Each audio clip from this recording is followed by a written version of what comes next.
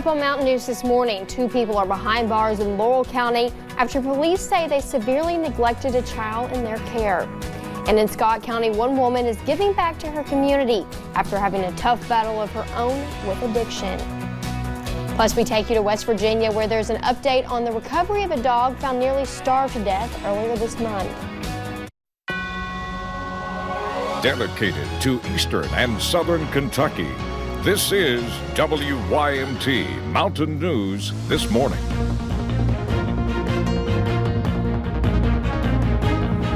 Good morning. The time is 5:33 on January 20th. I'm Madison Pergram, and thank you for joining us on Mountain News This Morning on this Monday morning. I barely know what day it is. I work the weekend, so it could be Saturday, Sunday, but it is Monday. So grab your coffee. It's cold out there. Let's go to Brandon Robinson. Brandon, what do you have to tell us? What do you prepare for? I mean, it's cold. That's it. That's basically it this morning. A few flurries flying, maybe even a brief snow shower, but for the most part, the cold is the big story this morning. Let's take a look at the satellite radar loop for the last 6 hours, and you'll see it kind of went away for a little bit, and then, hey, I'm coming back. So there you go. So it's hanging around this morning there.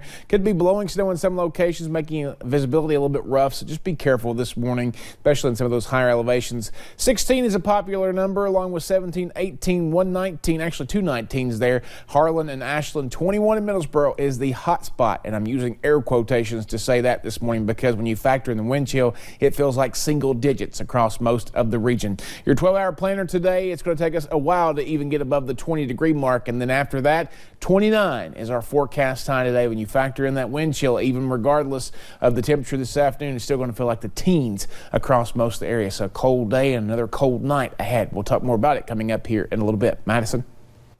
Thank you, Brandon. Well, we told you this past weekend about 2 arrests made in Laurel County Friday morning after a 2-year-old child was found playing in dog feces. WYMT's Lacey Roberts talked to the Laurel County Sheriff's Office and has more on the child's living conditions.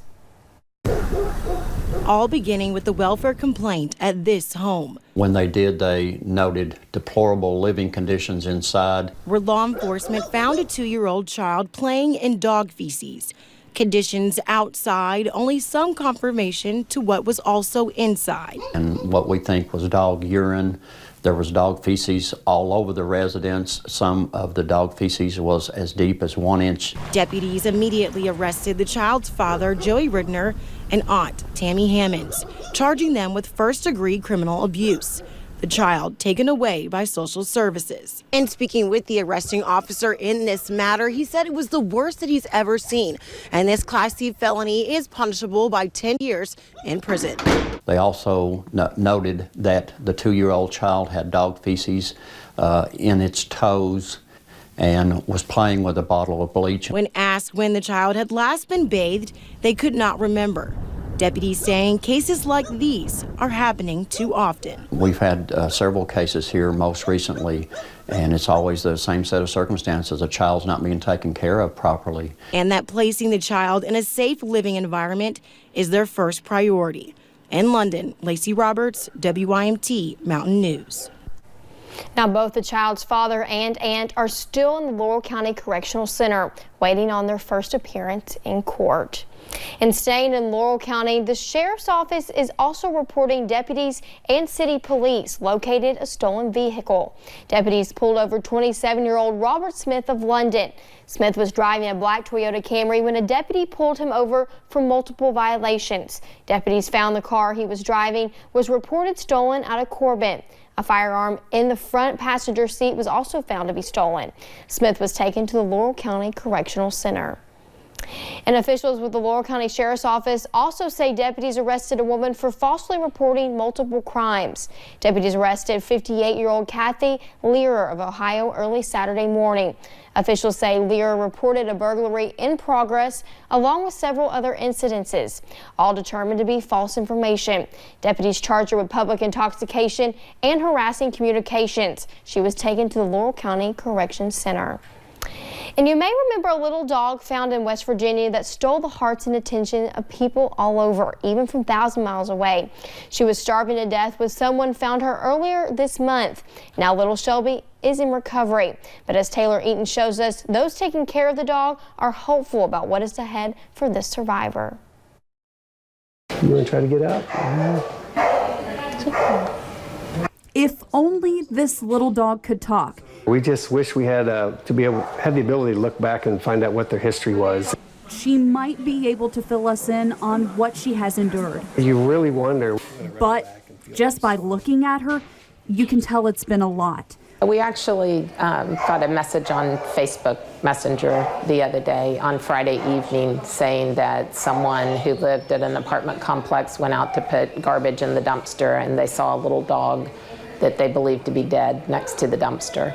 When rescue crews got to her, this is what she looked like. Alive, but barely hanging on. Severely malnourished and dehydrated. I hate to be crude, but it's like a skeleton with skin stretched over it. Now that she's out of the emergency room, she is recovering here at the Proctorville Animal Clinic, Get your legs under you. where doctors are trying to find the right balance for her care. To take her from a state where her body's not used to having good nutrition and then just bring it back suddenly could be detrimental. Could induce some digestive problems. And the shelter that helped rescue her is facing a challenge of their own. We've had people from far away. I received a PayPal donation this morning from South Carolina and another one from France. We just need to give this some time and see how it plays out. And then I may have to call in volunteers to help check the applications if we continue to get as many. So while she can't tell us the story of her past, I have hope now. Those involved with her care now are hopeful her recovery is just the start to what will be a much better story for her future. And now we do have an update on Shelby. Her caregivers say she is now able to stand up on her own and is showing major progress. The shelter she is staying at says she is feeling better and getting stronger every day. And a Georgetown woman is giving back to her community after having a tough battle of her own. Spring Barak is in recovery. She's 4 years clean after struggling with addiction. After turning her life around, she wanted to give back to Scott County. Her idea of giving back was inspired by a young boy named Brady, who donates life-saving vests to K-9 officers across the country. She started raising money for a Georgetown K-9, Nico. She reached her goal in less than a week. As being in recovery, I just wanted to give back and show that we can be productive members of society and we can make an impact. There's always other side to, the life that we used to live. Barrick says she wants to help more K-9 officers in her community. She's also excited to meet Nico and hand over the money for the vest. Thanks to the help of a husband and wife, one rescue dog found in Los Angeles is back home, over 2,000 miles away in Evansville, Indiana. While no one knows how she managed to end up so far from home, Tanner Holbrook has a story on how a kindness of others helped get back to Indiana. Meet Kiska. She's about 7 or 8 years old. It Takes a Village Executive Director Tangela Ashby says Kiska was adopted from the shelter back in 2013. For them, it was kind of a mystery as to how she ended up out in Los Angeles. We have no idea how she got out there. Ashby says they got a call from a shelter there last week. That they had found her. She had come in as a stray.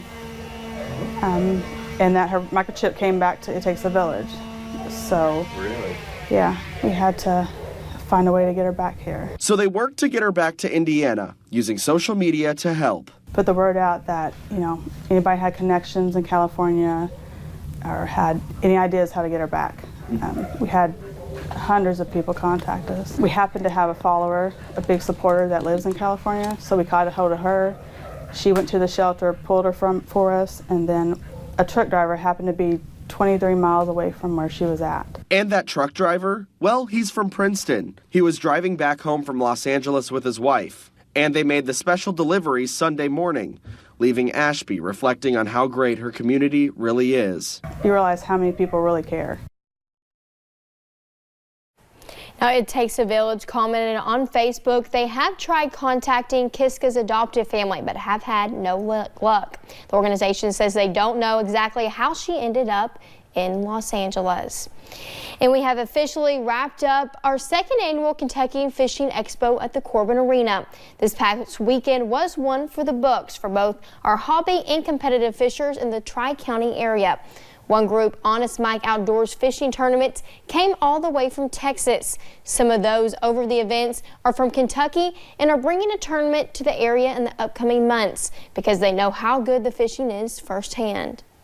We wanted to look for something local so that we could actually get out and promote it. The guys that fish Cumberland all the time, live in the Corbin area, so we decided that we were going to come out here and try to promote it during the show. Now, we will have another boating expo coming up this March, so make sure to be looking for details on that on our website at WYMT.com in the coming weeks. And later on Mountain News this morning, one woman is getting married. This past weekend made sure a lot of attention was not on her, but on rescuing animals. We look to stay dry for parts of this week, but the break won't last forever. I'll tell you about our next best chance for rain in about 3 minutes.